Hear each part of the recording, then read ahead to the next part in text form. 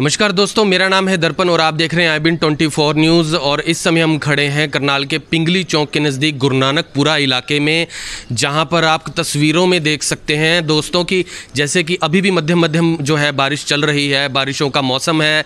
और ऐसे में इस इलाके के अंदर आपको तस्वीरों में एक बार आप ज़रा ध्यान दीजिए कि कैसे यहाँ पर आप देख रहे हैं कि बारिश में सड़कों का क्या है बुरा हाल और यहाँ पर लोग कैसे रह रहे हैं।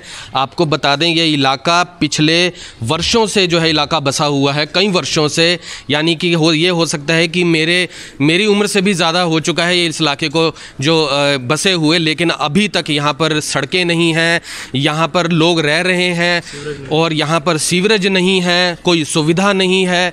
तो ऐसे में एक आमजन कैसे जिए, क्योंकि जब शहरी इलाकों के अंदर जब बारिश आती है और वहाँ पर क्या हालात होते हैं, इस पूरे इलाके का जायज़ा हमने लिया और यहाँ की सड़कों के हालात देखे, लोग कैसे यहाँ पर जी रहे हैं। इन्हीं सड़कों से बच्चे भी होकर निकलते हैं, लोग काम पर जाते हैं और इसके अलावा भी बहुत सारी परेशानियों का सामना लोगों को करना पड़ता है। और इस इलाके के जो लोग हैं यहाँ मौजूद हैं, जब उन्होंने हमें यहाँ बताया, हमें आने में यहाँ बहुत ज़्यादा परेशानी हुई। यहाँ पर हम अपनी स्कूटर से जब पहुँचे तो गिरते हुए भी बचे। उसके अलावा यहाँ लोगों से जानते हैं कि आखिर उनकी ये परेशानी कब से वो इसका सामना कर रहे हैं और क्या उन्हें परेशानियाँ और झेलनी पड़ रही हैं। तो लोगों से बात करते हैं कि आखिर क्या परेशानी है उनकी, तो यहाँ पर बात करने की कोशिश करते हैं। तो बताइए भाई साहब, जैसे कि आपने यहाँ पर बताया हमें कि ये आपको यहाँ पर सड़कों का बुरा हाल है, तो कितने समय से है और थोड़ा जानकारी दीजिए इसके बारे में। सर, सन 84 की ये कॉलोनी है जो हमारी कटी हुई है। हम लगातार सबके पास गए, बिट्टू के पास भी गए, मेयर के पास गए, मुख्यमंत्री मनोहर लाल खट्टर के पास भी गए, सबके पास गए। हमें लगातार आश्वासन दिए जा रहे हैं यहाँ पर काम हो जाएगा। यहाँ पे कोई वोटों के बाद आके झांकता तक नहीं है। यहाँ पे इस बारी हमने वोटों का बहिष्कार करवाया था, इसी कारण बहिष्कार करवाया था कि यहाँ की समस्याओं को कोई देखने नहीं आता। यहाँ पर सीवरेज नहीं है, पानी नहीं है, बस सिर्फ एक लाइट है यहाँ पे, उसका बिल पे कर रहे हैं हम, हाउस टैक्स वगैरह सब पे कर रहे हैं, लेकिन फिर भी यहाँ पे कोई भी प्रशासन की तरफ से कोई किसी प्रकार का हस्तक्षेप नहीं किया जाता है। क्या ये करनाल की नगर निगम में नहीं आती है ये कॉलोनी? अगर नहीं आती है तो इसको पहले रतनगढ़ गांव में थी, ये सरपंची में ही कर दो इसको, कम से कम उसके थ्रू काम तो हो जाएगा। यहाँ पे किसी से पूछने जाते हैं, हाँ जी सर भाई क्या दिक्कत है, भाई जो शर्त होती है कॉलोनी को अप्रूव करने की वो 60-70% अगर कॉलोनी बसी हुई हो तो वो अप्रूव कर दी जाती है। हमारी कॉलोनी 90% बसी हुई है। आप पूरी कॉलोनी में घूम कर देख लीजिए, 90% ये कॉलोनी बसी हुई है। हर प्रकार का टैक्स वगैरह जो भी आता है वो सब पे किए जा रहे हैं, यहाँ पर बिजली के बिल भी पे किए जा रहे हैं। तो क्या कारण है जो हमारी कॉलोनी भाई अप्रूव कौन करेगा उसको? जो मंत्री लोग हैं वही तो करेंगे, हम थोड़ी कर सकते हैं उसको अप्रूव। तो हम सब वोट भी दे रहे हैं, सारे काम हो रहे हैं, तब भी हमारी कॉलोनी में समस्याएँ ज्यों की त्यों खड़ी हुई हैं। सन 84 की ये कॉलोनी बसी हुई है और जो 2-3 साल पहले अभी कॉलोनियाँ जो पास हुई थी वो 2-3 साल 4 साल पहले कॉलोनियाँ जो बसी हुई हैं वो पास कर दी। क्यों पास कर दी? वो और किसी एमसी के अंडर आती थी। यहाँ का एमसी हमें सिर्फ आश्वासन देता है और कुछ भी जवाब नहीं देता। ये छोटी कॉलोनी है, यहाँ का कोई भी मतलब अधिकारी खड़ा नहीं हो सकता है इलेक्शंस वगैरह में, ना कोई पद दिया गया है। तो इस करके इस कॉलोनी की तरफ कोई भी आकर झांकता तक नहीं है। एक आदिवासियों वाली ज़िंदगी हम जीवन जी रहे हैं, वो आप खुद देख सकते हैं। अप्रूव का काम सरकार का है, एमसी का तो नहीं है। अप्रूव का काम सर सरकार का है तो कौन करवाएगा सर? हम थोड़ी बोलेंगे सर। जब जो 2-3 कॉलोनियाँ अप्रूव हुई हैं सर एमसीओ की, एक एमसी की 2 कॉलोनियाँ भी अप्रूव हुई हैं, तो क्या इस एमसी की एक कॉलोनी भी अप्रूव नहीं हो सकती सर? सिर्फ ये एक कॉलोनी उनके अंडर में थी सर जो अप्रूव करवानी थी और जो काम करवाना था। 5 साल वो पहले भी रहे हैं और हम उनको बोल के आए थे सर पिछली बारी, सर हम आपको पहले नहीं जानते थे, चलो वोटें वगैरह जो भी आपके पास आई या नहीं आई, आप हमारे काम करो, आगे हम सर आपको आगे बढ़ के जितवाएंगे। तब भी पता नहीं किस बात की बहस निकाली जा रही है हमसे, हम कैसा जीवन व्यतीत करें अभी आप थोड़ी देर में आप देख ही लोगे सर। तो जैसे आपके जो एमसी हैं उनसे भी हमारी बात जैसे हुई तो उनका तो ये कहना है कि यहाँ पर नाम दिया हुआ है कॉलोनी का, लेकिन कहते हैं जब सरकार ही करने को जो है तैयार ना हो तो इसमें एमसी भी क्या कर सकते हैं। उनका ये कहना था कि वो तो चाहते हैं कि इस इलाके की जो यहाँ पर जो है ये पक्का हो जाए ये इलाका, लेकिन यहाँ पर जैसे कि रजिस्ट्रियाँ आपकी हो रही हैं, सब कुछ हो रहा है, तो बाकी उसके लिए उन्होंने कहा है कि मैंने कोशिश कोशिश की लेकिन नहीं हुआ, ये उनका कहना है। सर 1% भी है ना, 1% भी काम एकदम से तो हो नहीं जाते, या कॉलोनी अप्रूव्ड एकदम से तो हो नहीं जाती। इन्होंने बीच में हमें ये भी आश्वासन दिया था जो इलेक्शन हुए थे इस बारी, अगर कॉलोनी अप्रूव्ड भी नहीं होती है तो मुख्यमंत्री कोटे में से हम इसका काम करवाएंगे, कुछ ना कुछ सुविधा देंगे, ठीक है। उसके बाद भी यहाँ कोई झांकने तक नहीं आया, तो उस बात का तो क्या वो कर लोगे सर आप? जब वो अपनी बातों से कहे हुए से मुकर गए तो सर हम क्या कर सकते हैं उस बात का। उसके बाद जब इस बार इलेक्शन हुए, हम मुख्यमंत्री सर से मिलने उनके रेस्ट हाउस पे गए थे, तो रेस्ट हाउस पे जाके हमने बोला सर हमारे ये बुरे हालात हैं, ऐसे ऐसे करके हैं, तो आप देख लो सर इसको।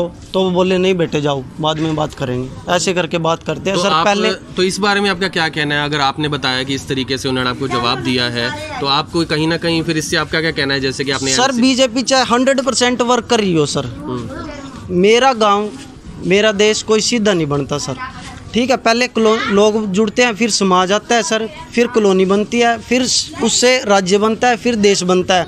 अगर आप जो सबसे छोटी इकाई है, नींव है, अगर नींव ही आपकी ख़राब है, Karnal CM city smart city Karnal है सर, ये इसके हालात देख लो। मैं लगातार मिल चुका हूँ सर, मेयर मैम से भी मैंने बोला था, मैम मैंने आपने भाई डबरी जैसे विकसित गांव को गोद लिया हुआ है, भाई आप उसमें क्या काम करवाएंगे? इस मतलब कि प्लान से पहले मिला हुआ था सर मैं उनसे कि भाई नहीं आपका काम जल्द करवाएंगे, जल्द। अब इतना जल्द हो गया सर, आज तक हम उसी हालत में पड़े हैं जो कहते हो जैसे हम 1984 में जैसे हमारे बड़े बूढ़े थे, आज भी उसी हालत में सर। जैसे कि यहाँ पर 4 लेन बनाने का काम चल रहा है, तो इसमें क्या कहेंगे कि पहले 4 लेन ज़्यादा ज़रूरी है या लोगों के इलाके को, यानी ताकि उनको सुविधाएं मिल सकें? जिस तरीके से हरियाणा सरकार 4 लेन बनाने में लगी है, अभी भी कैथल रोड पर जो है जारी है काम, तो क्या कहना चाहेंगे कि जैसे आप लोगों को आज तक 84 से ये कॉलोनी बसी है, उस बारे में क्या कहेंगे? सर जो मतलब कि ज़्यादा बड़ी संख्या में लोग जहाँ पे रह रहे हैं, पहले तो वहाँ पे सुविधा देनी चाहिए सर। हम है ना ये बोल रहे हैं जो नाला खुदा हुआ है सर, कम से कम हमारा सीवरेज को उसी में कर दो, सीवरेज को उसमें कर दो। तो वो सुनने के लिए तैयार ही नहीं है सर, कोई भी हमारा ना कोई MC सुनने के लिए तैयार है, ना मेयर सुनने के लिए तैयार है, ना मुख्यमंत्री। तो हम तो आदिवासी हो गए सर। कहाँ पे करें शिकायत? आदिवासी। यहाँ और लोगों से भी बात करते हैं। अंकल बताएं जरा, जैसे आप बता रहे थे, तो आप कितने समय से रह रहे हैं इस इलाके में? यहाँ मैं 84 से यहाँ बैठा हूँ खुद। ये सारा बिल्कुल जार था, 84 से मैं आके बसा, आस्ता आस्ता सारी दुनिया बसने लग गई। अब मेरे भाई भी जितने भी हैं सारे यहाँ बसने लग गए, क्यों? माहौल देखा उसने भी, अच्छा आदमी है, अच्छा बैठने वाला है, तो माहौल देख के यहाँ दुनिया आने लग गई। अब देख रहे यार, इस टाइम में समय में मैं कम से कम भी खट्टर साहब के पास 40 दफ़ा मिला हूँगा। जब मिलता हूँ कहता काम करूँगा, आज तक तो होया नहीं, आगे क्या करेगा? बाकी में ये देख लो।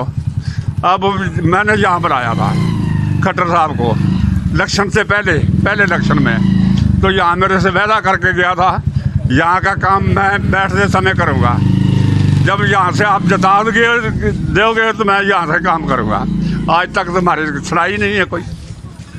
फिर ऐसे जब इलेक्शन ये दूसरा आया, मैंने यहाँ से रोक दिए, भाई आप वोट मत दो, कॉलोनी को सब बंद कर दिया। जब कॉलोनी बंद करी, खट्टर के पास खुद आदमी पहुँचे, भाई उस कॉलोनी का कुछ न कुछ मसला हल कर और वोट मिलेंगे। उसने मसला हल नहीं किया तो ना हमने वोट दिए ना कुछ। ये मोदी तक पता है, मोदी को भी मालूम है भाई वहाँ के वोट नहीं गया। जब हमारी सुनाई नहीं कोई गरीबों की, तो हम वोट किस लिए दें? फिर हमने बोला भाई पंचायत में डाल दो, पंचायत में भी डाल रहे, हम कहाँ जाएं? हमारी तो यही समस्या है, हमारी कॉलोनी का सुधार में, तो जब हम वोट देंगे, नहीं तो हमारा फिर भी जवाब है। क्या नाम है अंकल आपका? मेरा नाम इंद्र लाल है। जी। तो कितनी उम्र होगी आपकी? मेरी 85 साल उम्र हो गई। जी। कम से कम 85 साल। मैं खट्टर के बाद जाऊँ, पहले तो मेरे को उधर हो जा। एक दिन मैं लड़ पड़ा, मैं कहा ये बताओ तुमने तो नहीं बनाया, मना है। जब मैं ही नहीं जा सकता और दूसरा जाएगा कौन? पूरी बहस हुई, फिर वहाँ मैं चला गया, प्रधान जी आपका काम करेंगे। मैं 2 दफ़ा करनाल चंडीगढ़ भी गया हूँ, आज तक वहाँ से भी नहीं होया, तो यहाँ मैं क्या करूँगा करीब। तो क्या मंशा लगती है जब आप इतने पुराने समय से यहाँ, पहले कोई नहीं था, आपने ही शुरुआत से आए हैं, तो क्या मंशा लगती है जिस तरीके से बीजेपी सरकार जो है एक ऐसी कॉलोनी जो इतनी पुरानी बसी हुई है, उसके बाद कितनी कॉलोनियाँ बसी हैं, अप्रूव्ड हो गई हैं, अप्रूव्ड हो गई, ये नहीं हुई। तो क्या लगता है इसके पीछे कि आमजन को इतनी दिक्कत आ रही है और आपने अपनी पूरी उम्र यहाँ निकाल दी? औसतक मैंने दी है कॉलोनी से, जितना औसतक अब वहाँ जा रहा है। जब औसतक जाता है तो कॉलोनी प्रूफ होनी चाहिए, अब तक नहीं हुई। और बिजली के बिल हो जा रहे, ये लैट लगवाई है ना, ये मैंने धक्के से, ये वहाँ खड़ा हो गया एक दिन, बोले खट्टर के पास जाइए, मगर ये बिजली महकमे के काम है। वहाँ बोल के मैंने खुद गया, मगर ये इसको करो, ये तारें लगी हैं, ये तार भी नहीं लगे थे यहाँ। तो यानी रजिस्ट्रियाँ यहाँ हो रही हैं, बिजली की व्यवस्था है, लेकिन जो है पक्का करने को तैयार नहीं है। बिल्कुल ऐसे ना, एक दिन बोला खट्टर, बोले वहाँ नहीं है, इसमें नहीं है। मैं कहा मेरे साथ बात सुनो, जिसकी रजिस्ट्री हो रही है वो प्लाट वैसे से कट गई, तहसीलदार तेरा पागल तो नहीं था? ये बात अभी मेरे साथ खट्टर के पूछ लियो।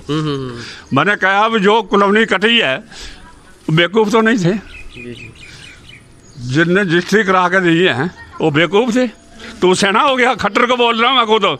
क्या मंशा लगती है कि जब यहाँ पे रजिस्ट्रियाँ हो रही हैं तो इसके पीछे क्या आपको मंशा नज़र आती है कि यानी कि जैसे सारे इलाके को पक्का करने में क्या परेशानी उन्हें आ रही है? ऐसा कुछ कोई आपको कोई जवाबदेही हुई है इसकी? जवाब दे नहीं दिया है ही नहीं सर, को जवाब दे। सीएम से मिल ली है तो उसके बाद जवाब दिया, तो अब किस पे जाएंगे सर? सीएम से मिल लिया को दो जवाब दे रहा। सर ओएसडी वो जब उनके पास गए थे, मैं और ये बाबा जी वहाँ चंडीगढ़ मिलने गए थे सर उनको, चंडीगढ़ सेक्रेटरीट में वहाँ पे मिल के आए सर उनको। तो वहाँ पे जब मिलने गए उनसे पिछले प्लान में, तो बोले ओएसडी देखेगा आपकी कॉलोनी को, मैं नहीं देखूँगा। ओएसडी सर के पास गए, कह रहे चलो ठीक है देख लेंगे। बस ये बातें होती हैं सर, कोई मतलब कोई असर नहीं है सर किसी भी बात का। और हम कहाँ जाए सर? या तो अब आपकी मांग आखिर में क्या है? हमारी मांग तो ये है सर, या तो मतलब कि हमारा मतलब कि गांव में डाल दो, रतनगढ़ पंचायत में डाल दो चाहे तो जी हमारा काम तो, या फिर यहाँ पे सुधार करवा दो, काम करवा दो जी। इसका मतलब कि ना तो हम आरटीआई भी अगर सोचे सर डालने की तो किसके खिलाफ डाले, कोई जवाब नहीं आएगा सर, हमें पता है। अगर और हमने इस बार ये चीज़ की है कि भाई वोटें नहीं डाल लिया हमने किसी को भी, अगर यही हाल रहा तो सर चेंज तो करना पड़ेगा, चेंज लाना पड़ेगा। 2 बार हम वोट डाल चुके हैं सर। एक तरफ सड़कों को बार बार तोड़कर बनाया जाता है, काफ़ी सड़कें करनाल में है, एक तरफ सड़कों को बिल्कुल भी नहीं बनाया जाता जैसे आपकी कॉलोनी है। तो वही तो चीज़ सर, मैं ना देख के आया था एक दिन, जो ये अपने बिट्टू एमसी हैं शांति नगर में सड़कों का काम कर रहे थे, उनको हम कुछ भी बोलते हैं ना सर आगे से जवाब मिलता है उनके पास। सर मगा ये सड़कें बनी हुई हैं, आप इनको दोबारा बना रहे हैं, थोड़ा सा हमारी कॉलोनी की तरफ देख लो। तो अभी 5-7 दिन पहले मैंने फ़ोन किया था उनके पास भी सर, क्योंकि लोग हमारे कहने पे ही वोट देते हैं सर, यहाँ पे सारे मतलब एकजुट होके वोट देते हैं, सारे एक ही जगह वोट देते हैं, ठीक है। और पीछे ये बात आई थी कि भाई कॉलोनी में तो लोग भी पैसे लेके वोट दे देते हैं, कुछ ऐसे सुनने में आया था। तो इस बार ही हमने ऐसा काम कर दिया, पैसे लेके दिखाओ आप, वोट ही नहीं गई सर यहाँ से, बस 20-25 वोटें जरूर गई होंगी इस कॉलोनी से, वोटें ही नहीं गई। तो ये एक करारा तमाचा है सर ये भी कि भाई सीएम सिटी होने के बावजूद ये क्या हाल हो रहा है। शुभ नाम है आपका? अशोक शर्मा है जी। तो दोस्तों आपको बता दें कि जिस तरीके से हमने आपको ये सारी जो कवरेज दिखा रहे हैं उसके अंदर अभी एक महिला भी हमारे पास खड़ी हैं, और आपको जिस तरह हमने इलाके के हालात बताए हैं उस हालातों की वजह से पाँव फिसल कर एक महिला जो है ज़ख्मी हो जाती हैं, और क्या हालात हो जाता है जरा आप खुद देख लीजिए। यहाँ पर आप देख सकते हैं, तो क्या परेशानी होगी, कैसे आपको लगी चोट? ये ऐसे हम चिक्कड़ में जा रहे थे जी, हमें एकदम तो पैर फिसल गया, और बाई चांस और एक मोटरसाइकिल वाला भी गिर गया एक दिन। हमारा क्या हालत है यहाँ से, तो हम गिर कैसे के करके खाएंगे। 2 महीने मैं घर पर बैठी हूँ। तो अब आपके क्या फ्रैक्चर हुआ है, क्या दिक्कत? अच्छा हड्डी टूट गई दोनों पासे से अभी। हाँ अच्छा हड्डी टूट गई, हड्डी टूट गई इधर से भी अरे महीनों मैं घर पे बैठी, 1.5 महीना हो गया। तो दिहाड़ी जा रही थी ऐसे काम पे, बच्चे मेरे आने हैं, कौन ही ना खाने नहीं देगा। तो लोग इस बात पे ध्यान दें कि किस तरीके से यहाँ महिला को जो है चोट लगी और हड्डी टूट गई है। ये मरने के हाल नहीं हो रहे यहाँ पे, एक वहाँ टूटी थी उस मोड़ पे जाने लग रही थी और मेरी यही इधर जा रही थी, मैं यहाँ गिर कर टूट गई। एक लड़के की और टूट गई थी, यहाँ टांग में वो आ गया था, मोटरसाइकिल पे चल रहा था स्कूटरी पे। वोट लेना तो यहाँ आ क्या जा। कहना चाहेंगे हरियाणा सरकार को कि जिस तरीके से कॉलोनी के ये हालात हैं, इन पे क्या कहना चाहोगे कि आपको चोट भी लगी है, आम जन को भी इतनी दिक्कत है, बच्चे भी खेलते हैं, कितने समय से यहाँ पर ये हालात? 20 साल हो गए जी हमने यहाँ पे आए हुए ना। सबसे पहले तो मैं ही आई थी और तो बाद में ये कॉलोनी आई है। सबसे पहले तो मैं ही आई थी यहाँ पे। तो हमारी कैसी ज़िंदगी है यहाँ से, बच्चे हमारे बीमार रहो हैं, कोई हमारे बच्चों के कोई देखने रिश्ते करने भी नहीं आते, वापसी बोर्ड जान जाकर। यहाँ पर आपने देखा किस तरीके से जो है लोगों से बात की और उन्होंने यहाँ पर आप साथ साथ इलाका भी आप देख सकते हैं किस तरीके से हालात हैं इलाके के। और आपको ये भी बता दें कि जिन्होंने बताया कि हमने वोट नहीं दिया क्योंकि यहाँ पर उनने इस बात की ज़िद पकड़ी थी कि जब तक वो हमारा काम नहीं करवाएंगे हम वोट नहीं देंगे। और जैसे कि दूसरी बात में उन्होंने ये बताया कि उन्होंने काफ़ी कोशिशें भी कर चुके हैं लेकिन अभी तक जो है हरियाणा सरकार की तरफ से कोई जवाबदेही नहीं दी गई है। और यहाँ पर जब हम आ रहे थे हमें आने में भी काफ़ी परेशानी हुई। और यहाँ पर आप इलाके का हालात देख सकते हैं, ये इलाका कितने सन 1984 का जो बताया जा रहा है यहाँ पर, जैसे बुज़ुर्ग हैं उन्होंने बताया। और फिर भी यहाँ पर इलाके के हालात तो ऐसे लग रहे हैं जैसे कोई उजाड़ बियाबान होता है। लेकिन यहाँ पर ये भी बताया गया है कि लगभग 90% जो कॉलोनी बसी हुई है लेकिन रजिस्ट्रियाँ हो रही हैं, बाकी सारी सुविधाएँ दे रहे हैं लेकिन उसे पक्का नहीं कर रहे। और जिसके चलते जो है ना उनको कोई सुविधा मिल रही है नगर निगम से। और यहाँ पर सड़कों के हालात तो आपको दिखाए हैं। और ऐसे में शहरों के हालात तो आप देख सकते हैं बारिश के समय में कैसे होते हैं। हमारे आने जाने के लिए गाड़ियाँ नहीं निकल सकती पक्की सड़कों से, तो कच्ची सड़कों के बारे में हम क्या कह सकते हैं, उनका अंदाज़ा तो आप लगा ही सकते हैं। तो आपको ये IBN 24 पर कवरेज दिखा रहे थे गुरु नानकपुरा से और फिर से आपसे जुड़ेंगे। तब तक के लिए जय हिंद।